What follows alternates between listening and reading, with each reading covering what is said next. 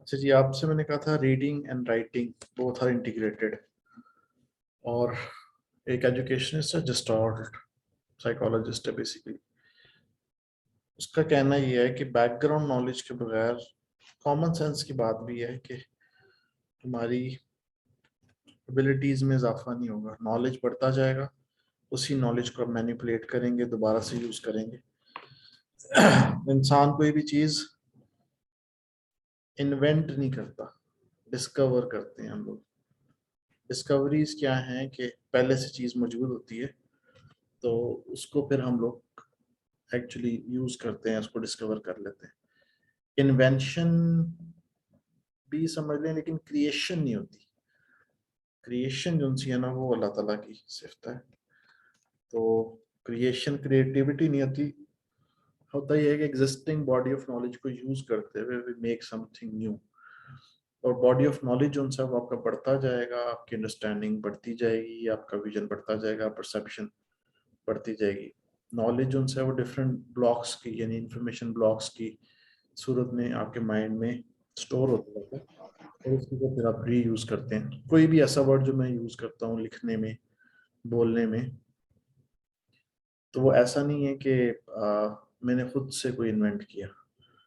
Even ये कि grammar का कोई रूल है, वो भी किसी न किसी रूल पे बेस कर रहा होता है। कोई ना कोई चीज ट्रिगर करती है तो हम उसको दोबारा से, वो शेप्स चेंज करते हैं नॉलेज की, वर्ड्स को आगे पीछे करते हैं। लेकिन वो वर्ड अगर है ही नहीं तो फिर क्या करेंगे?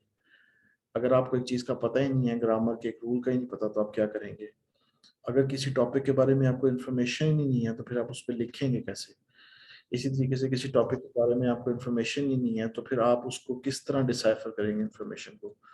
तो आइल्स की रीडिंग में भी आपका बैकग्राउंड नॉलेज चेक हो रहा होता है। इसका जो कंस्ट्रक्ट है एकेडमिक रीडिंग का, उसमें आपके बैकग्राउंड नॉलेज को असेस किया जा रहा होता है कि इसी वजह से मुख्तलिफ तरह के वो पैसेजेस देते हैं और देखते हैं कि जी आप कितने कंफर्टेबल हैं किसी पैसेज को अटेम्प्ट करने में।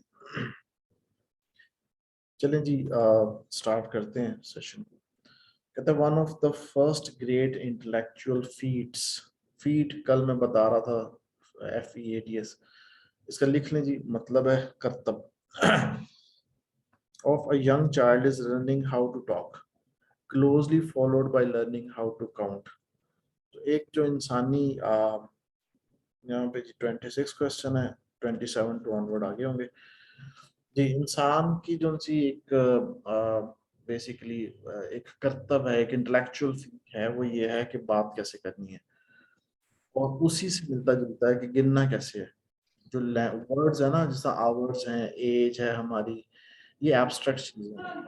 इसमें कोई चीज ऐसी नहीं है कि जिसमें हम जो टेंजिबल आप कहें कि ये मौजूद है तो फिर आप उसको देख रहे हैं। ऐसा कुछ भी नहीं। बोले दाऊदी अपना माइक ऑफ करें। चले, तो अब ये वाली लाइन भी लिखी, closely followed by learning how to count. एक इन्होंने प्रेजेंट कंटिन्यूअस टेंस लिखा हुआ, उसके साथ कॉमा लगा के closely followed by learning how to count लिखा हुआ। ठीक है ना, इसको हम एडवर्बियल क्लॉज भी कहते हैं, लेकिन इसको फिलहाल आप ये समझें कि जैसे नॉन एसेंशियल क्लॉज है, आगे हमने लिख लिया, एक बात की उसके बाद बताया कि ये फॉलो किया जाता है। मतलब इसमें काउंटिंग भी आपकी आ जाती है कि जो आपने इंटेलेक्चुअल कर्तव्य दिखाया है, ये कोई अचीवमेंट हासिल की है। From earliest childhood we are so bound up with our system of numeration that it is a feat of imagination to consider the problems faced by early human who had not yet developed this facility।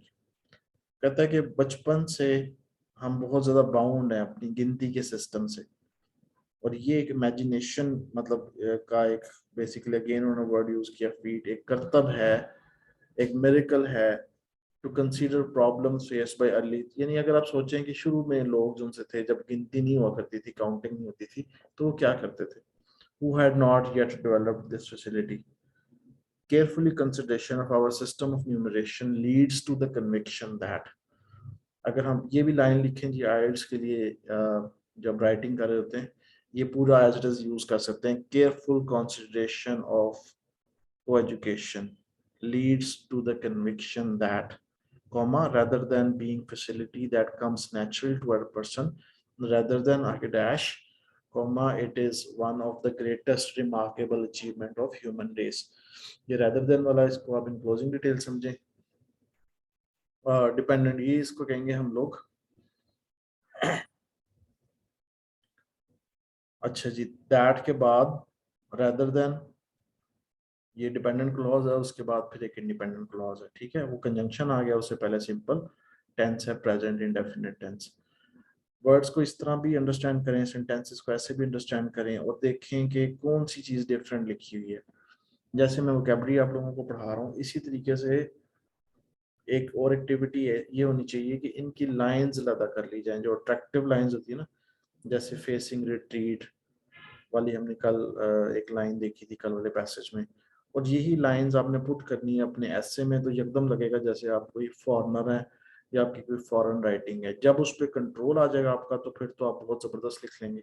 शुरू में होगा कि थोड़े थोड़े से ideas मतलब नहीं सही बना सकेंगे, तो ये छोटा सा ट्रिक है एक, जो तकरीबन 25 से 50 इन 25 टू 50 टू 70 मैक्सिमम लाइंस को आप कॉपी करें और आपकी इंटायरली राइटिंग चेंज हो जाएगी। अगर किसी बुक को पढ़ें तो वहां पे देखें कि शुरू का जो इंट्रोडक्शन पैराग्राफ है उसमें वो रंग बिरंगे वर्ड्स नए नए बताएगा आपको, ठीक है ना। कोई बुक ले लें जैसे 7 habits of highly successful people है, तो फर्स्ट चैप्टर के अंदर आप देखेंगे कि आपको थोड़ा सा स्ट्रगल करना पड़ेगा उस बंदे के साथ। दूसरा तीसरा चौथा पांचवा जितने भी चैप्टर्स होंगे वो सारी रिपीट हो रही होगी वोकैबुलरी, बहुत कम वर्ड्स ऐसे होंगे, बल्कि उसका स्टाइल रिपीट हो रहा होगा, उसका सिंटेक्स रिपीट हो रहा होगा, उसके ग्रामेटिकल स्ट्रक्चर रिपीट हो रहा होगा।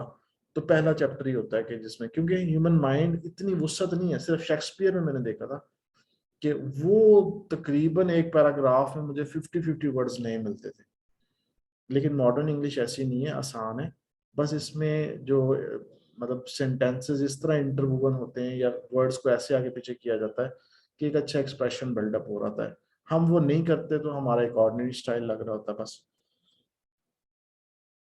तो इस पूरे पैराग्राफ में सिर्फ ये बताया गया कि पुराने जमाने के लोग कितना ज्यादा स्ट्रगल करते होंगे, और ये जैसे कि इम्पोर्टेंस आपकी लैंग्वेज रखती है, वैसे ही जो काउंटिंग सिस्टम है ये इम्पोर्टेंस रखता है, न्यूमरेशन कहते हैं गिनती को। अब next paragraph, it is impossible to learn the sequence of events that led, एक सेकेंड, just 1 minute जी, it is impossible to learn the sequence of events के sequence को हम गिन नहीं सकते, that led to our developing the concept of number, और ये मतलब ये लीड करती है बात कि जो हमारे कॉन्सेप्ट है नंबर्स का वो क्या है। Even the earliest tribes had a system of numeration that, if not advanced, was sufficient for the task that they had to perform. Again, if not advanced, इसको पूरा कॉपी कर लें, if not something, इस तरह करके आप enclosing detail डाल सकते हैं, ठीक है। ये पूरी डिपेंडेंट क्लॉज नहीं है ना। अच्छा, ये इनक्लोजिंग डिटेल है बेसिकली। कहता है कि हमारा जो अर्लीस्ट ट्राइब्स थे हमारे, उनके पास एक ऐसा सिस्टम था गिनती का कि दैट वाज सफिशिएंट, उनके डेली कामों के लिए काफी था। आवर इंसेस्टर्स जी, जो आवर इंसेस्टर्स हमारे बावजदाद had little use of actual numbers, instead their consideration would have been more of the kind is enough rather than how many, when they were engaged in food gathering। जब वो खाना या food को इकट्ठा करते थे तो बस उनका ये होता था इनफ, काफी है, गिन काउंट नहीं किया जाता था कितना है कितना नहीं है। मिसाल के तौर पे, however when the early human first began to reflect on the nature of things around them, तो जो शुरू शुरू के ह्यूमन बीइंग्स हैं, अगर हम उनकी बात करते हैं, reflect on the nature of the things around them, जो चीजें उनके पास मौजूद है उसकी नेचर के बारे में, they discovered that they needed on an idea of numbers simple to keep their thoughts in order। तो उनका मकसद ये था कि सोच जो उनकी उनकी एक ऑर्डर में रहे, बस उनको एक नंबर चाहिए था। As they began to settle, grow plants and herd animals, the need for a sophisticated number system became paramount। Paramount बहुत इंपॉर्टेंट चीज को कहते हैं, ठीक है ना। तो वो कहता है कि जैसे जैसे सेटल हुए, पौधे को उगाना शुरू कर दिया, जानवरों को उन्होंने आगे बेसिकली उनको उनको हर्ड किया। और the need for a sophisticated number, तो एक अच्छे नंबर के सिस्टम की ज़रूरत बहुत ज़्यादा अहम होगी, मकबूलियत पकड़ गई, अहम होगी। It will never be known how and when this numeration ability developed. ये कभी नहीं पता लगा जा सका कि कब ये ability जो सी develop हुई। But it is certain that numeration was well developed by the time humans had formed even semi-permanent settlement. तो स्टोन एज में जब उन्होंने परमानेंट सेटलमेंट्स इख्तियार की, उससे पहले ही नंबर मौजूद है। क्वेश्चन देखे जी आए।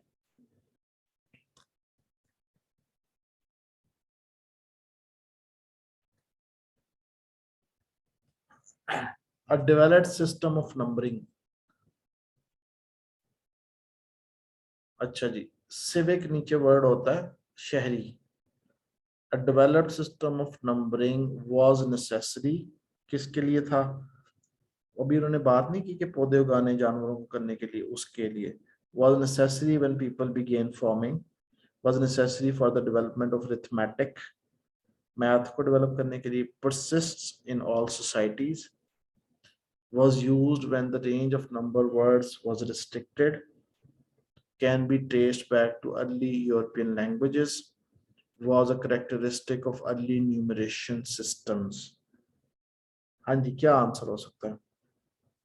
हैंड सिग्नल की भी कोई बात नहीं हुई अभी तक, एक इसकी बात हुई है जो ऊपर बात की, develop system of numbering. Might भी कुछ आगे फर्दर जिसमें बात की जा रही हो। मेरा ख्याल है वो लाइन है कि जहाँ पे बात की जा रही है सिविक रोल की भी हो सकती है। चलें इसको मजीद आगे देखते हैं, फिर हम आते हैं। क्या इसमें आपने बी आंसर दिया महरोज? नेसेसिटी, हाँ बी। फार्मिंग के अंदर जानवर भी आ जाते हैं और पौधे भी आ जाते हैं। सिविक शहर की बात अभी कोई हमने नहीं की। चलें जी, एन एडिशनल हैंड सिग्नल, ठीक है ना। एडिशनल हैंड सिग्नल माइंड में रखना है, हाथ का कोई इशारा है उसको देखते हैं हम लोग। और उसके बाद 7th सेंचुरी यूरोप के अंदर the ability to count a certain number, 7वीं सदी यूरोप के अंदर काउंटिंग नंबर की जो बात है उसको भी हम साथ जोड़ेंगे इसके, ठीक है। तो एडिशनल हैंड सिग्नल जेन में रखना है, और 7th सेंचुरी यूरोप, इस ये दो बातें आपने जेन में रखनी है। उसके बाद अब नीचे हैं और क्या क्वेश्चंस की टाइप्स हैं। True false not given. अच्छा जी, पहला सवाल ये भी आपका आंसर हमने डिस्कस कर लिया है। फॉर द अर्लीस्ट ट्राइब, शुरू शुरू के जो ट्राइब थे जहां पे एंसेस्टर्स की बात की गई थी, उससे पिछली लाइन में ट्राइब्स की बात की गई है। द कॉन्सेप्ट ऑफ सुफिशियंसी, काफी होना, वाज मोर इम्पोर्टेंट, ये ज्यादा अहम था than the concept of quantity, इस कॉन्सेप्ट से कि क्वांटिटी कितनी है, ये भी हम डिस्कस कर चुके हैं। इंडिजिनस तस्मेनियंस यूज, अभी कोई तस्मेनियन की डिस्कशन नहीं। ये दो क्वेश्चन आ गए जी, 32 भी आ गया और 27 भी आ गया। इसको लिखे अपने पास, फिर हम देखते हैं कि कितने ट्रू हैं और क्या कितने हुए।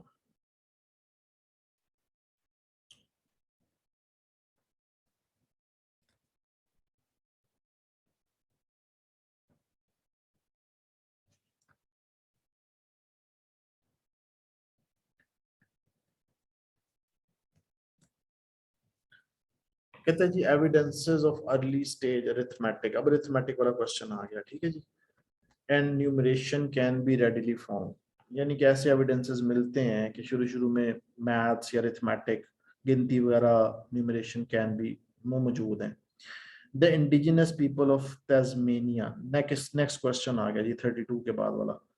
वर only be able to count one two many, कहते थे एक दो मैनी, बहुत ज्यादा। South African counted one two two and one, two twos and one, ठीक है ना। टू एंड वन का मतलब थ्री, इस तरह टू टूज, दो और दो चार, दो दफा दो चार हो गया, एंड वन फाइव हो गया, इस तरह। अच्छा, एंड सो ऑन, इस तरह वो वन टू तक उन्हें आती थी, बाकी वो वन टू टू टूज इस तरह जोड़ते जोड़ते आगे लेके जाते थे। ये कौन थे? South African. तस्मेनियन वाले क्या करते थे, वो भी गिनती इसी तरह गिनते थे, वन टू मैनी इस तरह कहते थे। Built in the real situation, the number and words are often accompanied by gestures to help resolve any confusion. वो जो चेहरे के तासुरात थे, जो बॉडी लैंग्वेज थी, जो हाथ हूथ हिलाना था आपका, उनसे वो उसको सेटल कर लेते थे. मिसाल के तौर पे जब वो कहते थे using the one two many और type of systems, the word many would mean look at my hands. जब वो कहते थे मैनी तो कहते थे मेरे हाथों को देखें, उससे इशारा हो रहा था कि कितना का ज्यादा है कोई चीज सी है. ये हैंड सिग्नल की बात आ गई जहाँ पे हमने वो क्वेश्चन पढ़ा था. Look at my hands and see how many fingers I am showing you. The basic approach is limited in the range of numbers that it can express. But this range which generally suffice काफी होती थी, जो suffice का word है ना, ये काफी होती थी when dealing with the simpler aspects of human existence. जब हम human existence की basic aspect की बात करते थे. The lack of ability of some cultures to deal with large number is not really surprising. तो कुछ कल्चर्स के अंदर ये एबिलिटी ना होना कि वो बहुत बड़े नंबर सिस्टम से डील कर सकें, तो कोई ऐसी परेशानी वाली बात सरप्राइजिंग नहीं है, हैरान कुन चीज नहीं है. European languages when traced back to their early version are very poor in number words. कोशिश करें साथ साथ ना अटेम्प्ट करते जाएं क्वेश्चंस के आंसर्स को, ठीक है. The ancient Gothic word for 10, 10 को क्या कहते थे? टॉचेंड. 10 के आगे कॉमा लगा हुआ है ना, तो इसका मतलब है 10 के बारे में बताया जा रहा है. is used to express the number 100 as tochen, यानी कि 10 और 10 कितने हो गए? 100. टॉचन का मतलब है 100. 7वीं सदी ईस्वी में words teon had become the interchangeable with tochund और hund of the Anglo Saxons language. अब मुख्तलिफ जबानों में क्या क्या चीजें यूज होती रही. एंग्लो सैक्सन क्या करते थे, गॉथिक क्या करते थे, and so 100 was denoted as 100 tioning. ठीक है जी. और 10 times 10 ये भी बात करते थे. The average person in 7th century in Europe was not familiar with numbers we are today. 7वीं सदी ईस्वी में एवरेज पर्सन को नंबर्स वगैरह का इतना आइडिया नहीं होता था. In fact, to qualify as a witness in a count of law, a man had to be able to count to 9. तो एक बंदे को गिनती आती है या नहीं? Of law, a man had to be able, तो उसको कम से कम 9 तक गिनती आनी चाहिए. तो उससे भी हम कहते थे कि इसको कुछ ना कुछ समझ है. 9 तक गिनती आनी चाहिए. आगे चलें जी. ये आपको पता है ये नंबर सिस्टम किसने बनाया है?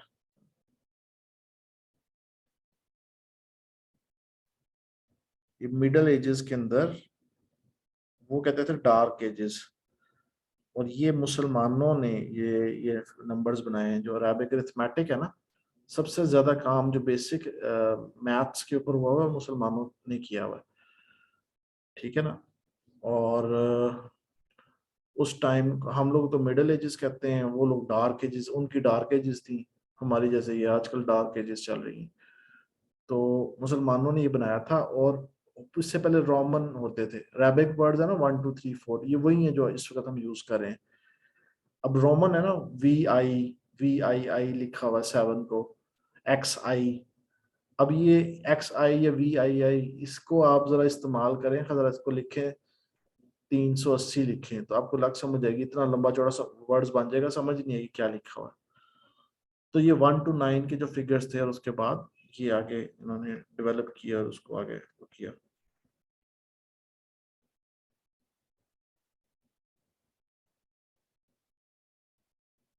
जी जी महरोज.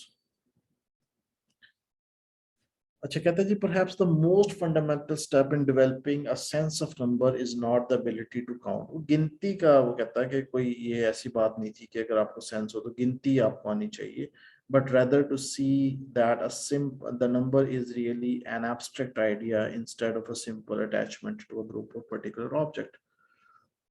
तो वो कहते थे कि एक एब्स्ट्रैक्ट आइडिया है नंबर्स, ठीक है ना. अगर नंबर खत्म हो जाए तो हमारी आपकी उम्र ही खत्म हो जाए, कौन कितना बूढ़ा ये भी खत्म हो जाए, कितने घंटे गुजर गए ये भी खत्म हो जाए. वो जो मूवी है ना, पिक्चर एक लूसी, उसके अंदर उसने कहा ये जो नंबर है सिर्फ माइंड गेम है, नंबर कुछ भी नहीं है. लेकिन एक हैरत अंगेज बात यह है कि हम अपनी नंबर्स के जरिए स्केल कर लेते हैं लोगों की लाइफ स्पैन्स को, एजिंग इफेक्ट को और बाकी चीजों को. It must have been within me grasp the earliest humans to conceive that four birds are distinct from two birds. कहते उन्हें इतना पता होना चाहिए कि चार परिंदे दो परिंदों से मुख्तलिफ थे. However, it is not an elementary steps associate the number four as connected with four. लेकिन ये जरूरी नहीं कि वो चार का जो हिस्सा है वो कहें कि जी ये बर्ड्स जो से फोर है. बस इतना पता लगे कि वो ज्यादा बर्ड्स हैं, ये कम बर्ड्स हैं, वो फोर हैं, उनका एक सेंस होनी चाहिए. अब उसको आगे फोर का डिजिट लगा देना साथ उसके, ये जरूरी नहीं कि उस वक्त हो ये चीज. Associating a number was one of the qualities of a specific object is a great hindrance to the development of true number sense. अब इसका जो ताल्लुक है ये बड़ा, वो कहता है हिंड्रेंस, कहते हैं रुकावट थी ट्रू नंबर सेंस. यानी कि अगर हम कहें ना किसी चीज को, हीटर्स को, लाइट्स के बल्ब को, ब्रिक्स को माइंड में रखे बगैर खाली जो कॉन्सेप्ट है काउंटिंग का, जब मैं कहता हूँ 37 तो आपके माइंड में 37 आए, ये कॉन्सेप्ट नहीं था उस वक्त. वो चीजों के साथ रिलेट करके तो इसको आगे लेके चलते थे, खुद से एक आइडेंटिटी जो काउंटिंग की थी वो नहीं थी. When the number 4 can be registered in the minds as a specific word independent of the object being referenced, the individual is ready to take the first step towards the development of a national system of numbers, and from here there to arithmetic. और उसके बाद फिर arithmetic आ गया जी. अब arithmetic क्या चीज़ है, नीचे चलते हैं. Traces of the very first stages in the development of numeration can be seen in several living languages today. जो बाकियात हैं, ठीक है ना, शुरू इब्तदाई तौर पे जो डेवलपमेंट हुई गिनती की मुख्तलिफ ज़बानों में देखी जा सकती हैं. The numeration system of Tasmanian's language in British Columbia contains 7 distinct set of words for numbers according to the class of the item. कहते हैं जी 7 मुख्तलिफ तरह के सेट थे जिसमें वो क्लास ऑफ आइटम्स की बात करते थे. अच्छा जी, उसके बाद वो कह रहा है कि item is being counted for count flat object animals के लिए, for round object और time के लिए, for people and long objects and trees के लिए, canoes कश्तियां कहते हैं, measuring के लिए, for counting when no particular object is being numerated. It seems that the last is a later development. तो ये कह सकते हैं कि बाद में जो चीज बनी ये बाद की development है. While the first 6 groups show the relics of an older system. ये relic का word मेरे ज़हन से निकल गया, इसका जरा मीनिंग देखते हैं. Relic an idea, I think. Relic meaning हाँ, जो पुराने टाइम से चलता हुआ आ रहा हो, especially one of the historian just relic. Okay. अच्छा जी, उसके बाद वो कह रहे हैं कि it seems that the last is later development. ये हो गया. This diversity of number names can also be found in some widely used languages. ये language जैसे जापानीज, उनके अंदर ये बातें की जा रही हैं कि उनके अंदर कैसे ये चीजें मौजूद थी. आखिरी paragraph. Intermixed with the development of a number sense is the development of an ability to count. तो number sense को अगर हम बात करें तो उसका मतलब ये है कि आपकी counting की ability. Counting is not directly related to the formation of a number concept, because it is possible to count by matching the items being counted against a group of pebbles. तो वो एक पत्थर रख लें, उसके साथ हम मैच करके कर सकते हैं. ग्रेन्स ऑफ कॉर्न को भी कर सकते हैं. इतने पत्थर हैं तो इतनी चीजें हैं, आपको 10 पत्थर दे दें तो आपको बताएंगे इतनी चेयर्स आपको दे देंगे. इस तरह भी हो सकता है, फिंगर्स के साथ भी हो सकता है. These aids would have been indispensable. ये बहुत इंपॉर्टेंट थी. इंडिस्पेंसिबल कहते हैं इंपॉर्टेंट, अहम. To very early people who would have found the process impossible without some form of mechanical aid. Such aids, while different, are still used even the most educated in today's society due to their convenience. ये हाथ उठ के इशारे और चीजें ये अभी भी लोग इस्तेमाल कर लेते हैं बास सोसाइटीज के अंदर अपनी आसानी के लिए. All counting ultimately involves reference to something other than the things being counted. तो जितनी भी काउंटिंग्स हैं वो कोई ना कोई रेफरेंस उसमें इन्वॉल्व होता है. ठीक है. तो at the first it may have been grains, pebbles, but now it is memorized sequence of words. अब वो sequence of words है, पहले वो grains और pebbles हुआ करती थी. That happened to be the names of numbers. ठीक है जी. इंसान, आप अपनी बाजू का इस्तेमाल छोड़ दें, आपकी बाजुएं बारीक होती जाएंगी. हत्ता के जो एवोल्यूशन की थियरीज है ना, वो ये बताती हैं कि आपकी जो लिम्स हैं वो वैसे ही खत्म हो जाएंगी. अब चलना फिरना छोड़ दें तो आपकी टांगों में जान नहीं रहेगी. बर्ड्स को केज के अंदर रखते हैं हम लोग, तो फिर छोड़ें उन बर्ड्स को कुछ अरसे के बाद, जैसे पैरट्स वगैरह होते हैं तो उड़ नहीं सकते, थोड़ा सा उड़ते हैं तो गिर जाते हैं. तो अल्लाह का ये कानून है कि हम जब अपने ब्रेन का इस्तेमाल ना करते तो आपकी एनालिटिकल स्किल्स भी खत्म होना शुरू हो जाती हैं, और आप बेसिक चीज़ों में भी वैल्यूएशन खत्म हो जाती है, मतलब नहीं समझ पाते. और जैसे जैसे आप इसका इस्तेमाल शुरू करते हैं तो वो चीज़ उनसी है वो स्ट्रेंथ पकड़ना शुरू कर देती है.